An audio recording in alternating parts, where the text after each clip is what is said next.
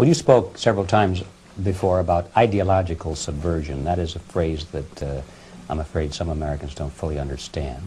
When the Soviets used the phrase ideological subversion, what do they mean by it? Ideological subversion is the process which is legitimate, overt, and open. You can see it with your own eyes. All you have to do, all American mass media has to do, is to unplug their bananas from their ears, open up their eyes, and they can see it. There is no mystery. There is nothing to do with espionage. I know that espionage, intelligence gathering, looks more romantic. It sells more deodorants through the advertising, probably. That's why your Hollywood producers are so crazy about James Bond type of thrillers. But in reality, the main emphasis of the KGB is not in the area of intelligence at all.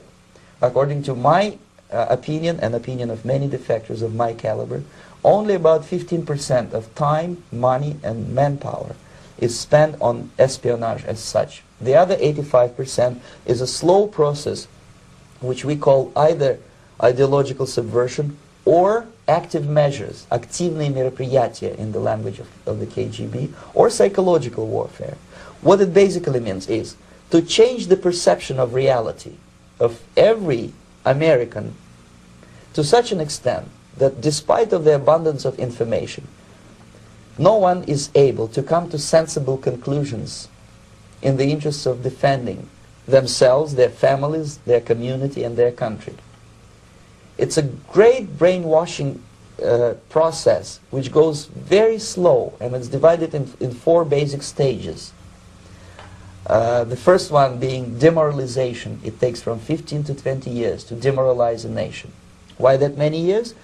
Because this is the minimum number of years which requires to educate one generation of students in the country of your enemy, exposed to the ideology of the enemy. In other words, Marxism-Leninism ideology is being pumped into the soft heads of at least 3 generations of American students without being challenged or counterbalanced by the basic values of Americanism, American patriotism. The result you can see. Most of the people who graduated in the 60s, dropouts or half-baked intellectuals, are now occupying the positions of power in the government, civil service, business, mass media, educational system. You are stuck with them. You cannot get rid of them. They are contaminated. They are programmed to think and react to certain stimuli in a certain pattern. You cannot change their mind, even if you expose them to authentic information, even if you prove that white is white and black is black, you still cannot change the basic perception and the logic of behavior. In other words, these people, the process of demoralization is complete and irreversible. To get rid of society of these people, you need another 20 or 15 years to educate a new generation of patriotically minded and common sense people who would be acting in favor and in the interests of the United States society.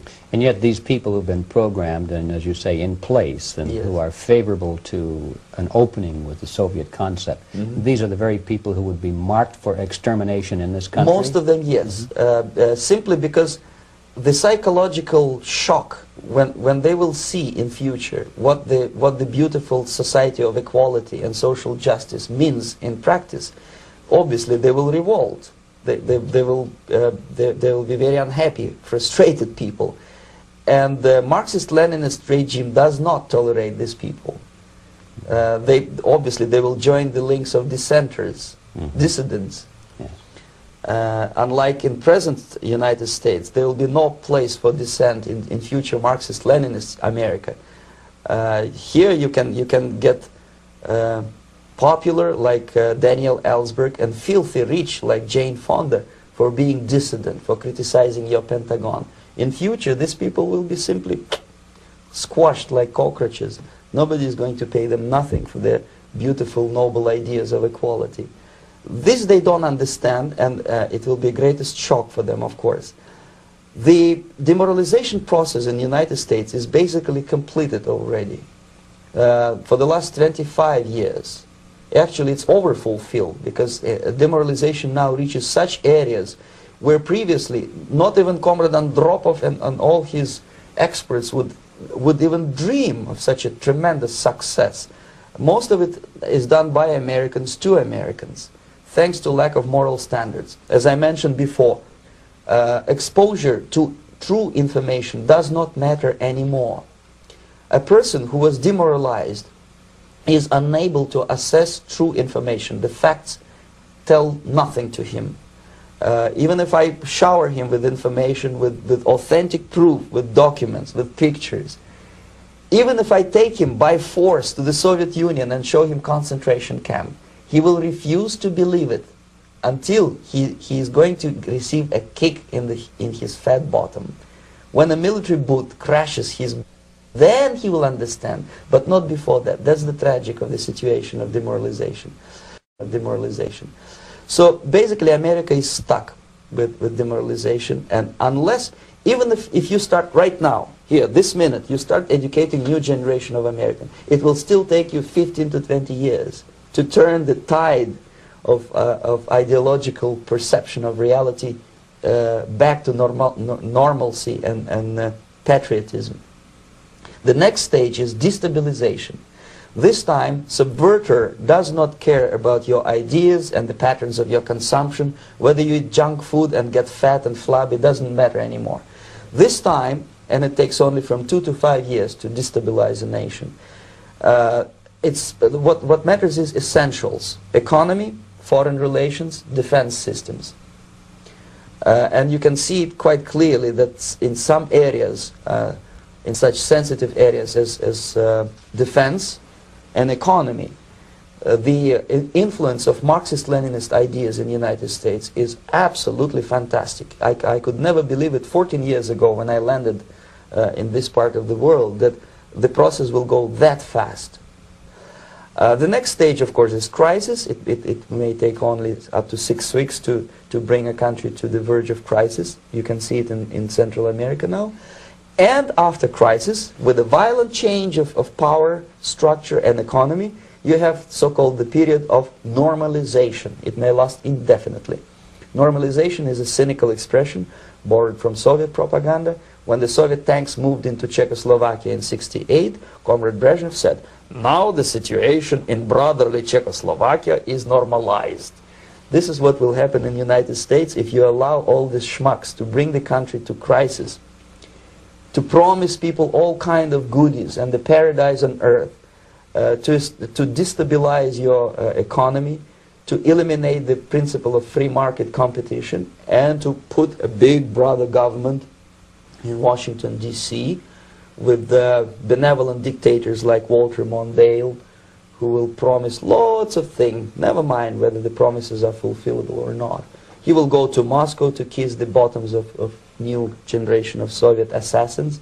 Never mind. He will create false illusions that the situation is under control. Situation is not under control. Situation is disgustingly out of control.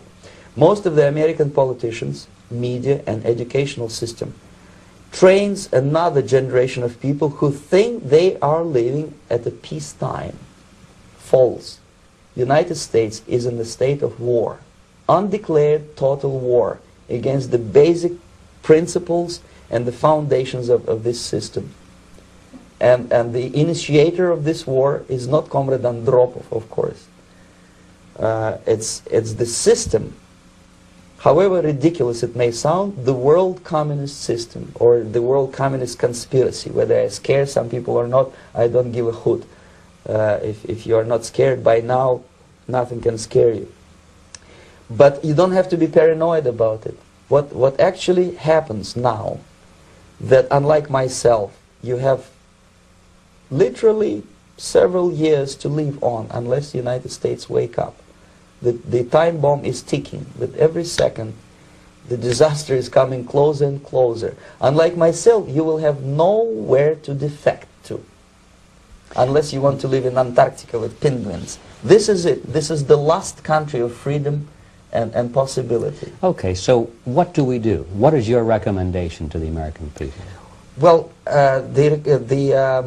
The immediate thing that comes to my mind is, of course, there must be a very strong national effort to educate people in the spirit of real patriotism, number one. Number two, to explain them the real danger of socialist, communist, whatever, welfare state, big brother government. If people will fail to grasp the impending danger of that development, nothing ever can help United States. You may kiss goodbye to your freedom, including freedoms to homosexuals, to prison inmate. All this freedom will vanish, evaporate in 5 seconds, including your precious lives. The second thing, the moment at least part of the United States population is convinced that the danger is real, they have to force their government. And I'm not talking about sending letters, signing petitions, and all this beautiful, noble activity. I'm talking about forcing United States government to stop aiding communism. Because there is no other problem more burning and urgent than to stop the Soviet military-industrial complex from destroying whatever is left of the free world. And it is very easy to do. No credits, no technology, no money, no political or diplomatic recognition, and of course no such idiocy as grain deals to USSR. The Soviet people, 270 millions of Soviets, will be eternally thankful to you if you stop aiding a bunch of murderers who sit now in Kremlin and whom President Reagan respectfully calls government. They do not govern anything, least of all such complexity as the Soviet economy. So basic, two very simple, maybe too simplistic answers or solutions, but nevertheless they are the only solutions. Educate yourself, understand what's going on around you. You are not living at the time of peace. You are in a state of war, and you have precious little time to save yourself. You may ask me, what is it in for me? Survival, obviously, because unlike, as I said, I am now in your boat. If we sing together, we'll sing beautifully together. There is no other place on this planet to defect to.